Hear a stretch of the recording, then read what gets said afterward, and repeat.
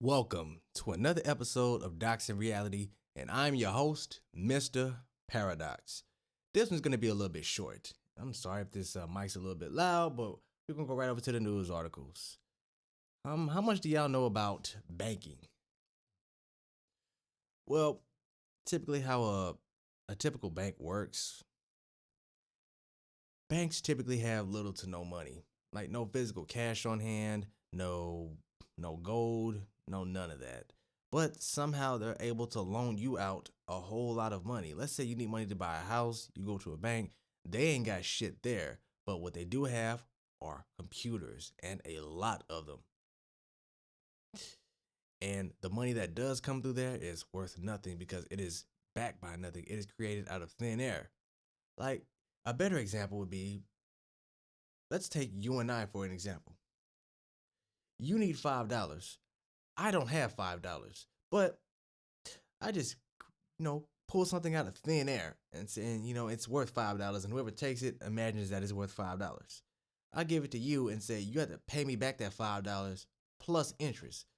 So you go and spend your money on your $5 on whatever the fuck you need to spend your money on. Then you come and pay me back. Well, let's just say it's I'm not a math expert, but you pay me back that 10. So I just got back that $5 plus another $5. So $10. So now I've got $10 that I didn't have before. And then not to mention, since the money came out of thin air, that's twice the money made that does not exist. So how the fuck is that money in existence that never existed in the first place? And then if you got to keep borrowing more money, that number just keeps adding up. You can keep that going until infinity. The money never runs out. That's a bunch of bullshit, ain't it? So if the money wasn't real in the first place, how can the entire system exist? All you have to do is just say, "Nick, I don't know you shit." And then what are you gonna do at that point? That's the entire monetary system of any government that is not backed by gold. That and that's how they're able to keep like raising taxes, keep printing money in the thin out of thin air. You can go look this shit up. This is not a game. This is not lies. This is not conspiracy theory. This is actual how they're doing this. And there's ample evidence of all this shit if you go look this shit up. And like I say, the same place you get your illegal movies from, you can find the books up on there too.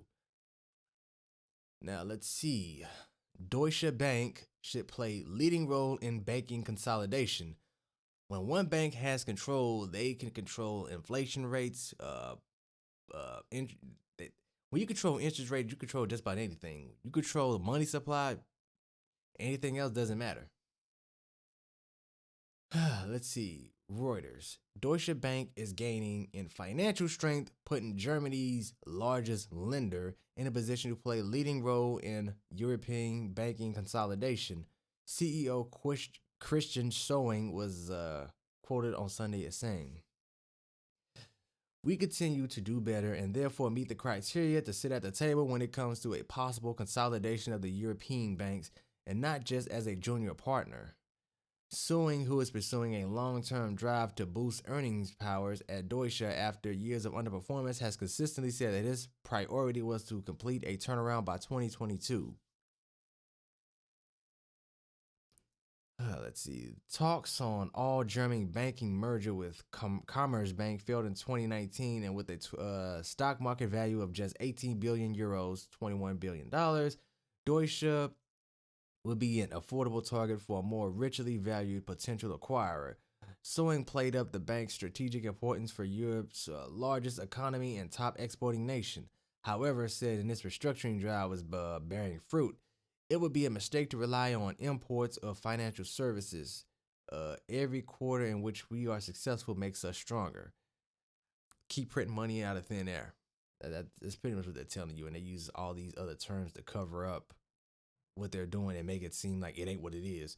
Earnings and costs in its private and corporate businesses were absolutely on track, and Deutsche's investment bank has outperformed expectations. Now, imagine this on a worldwide. Imagine that example I gave you about $5. Imagine that on a governmental scale around the world. You're giving away fake money, imaginary money to world governments. And when you have like consistent interest on all that shit, the money keeps growing, and you'll never be able to pay that back because how the fuck do I didn't even have money to pay you back the first time, or so how the fuck can I pay back $10 when I didn't even have that in the first place? See, you see how that goes? Now, essentially, you start trading paper for real assets, aka the World Bank. They finance projects. When I say finance, they loan money to, let's say, upstart nations like, let's say, Zimbabwe or some shit. They'll loan it to a nation, build the entire infrastructure, but it was built on debt. So because nobody can pay that back, oh, you didn't pay back your obligations, so now you default on your loan, and we're gonna take possession of all this shit now. So they've been doing that around the world, and because people aren't, because they've convoluted the entire process with using so many terms, legal loopholes, and all this other shit, that's how they've able to uh, essentially hijack the world. Now, is it really ownership if everything that you obtained was done through illegal or fraudulent means? No. But like I said, this one's gonna be kind of short, so I just kept that simple. But leave your thoughts, comments below, and let me know what y'all think. Mr. Paradox over and out. Every time.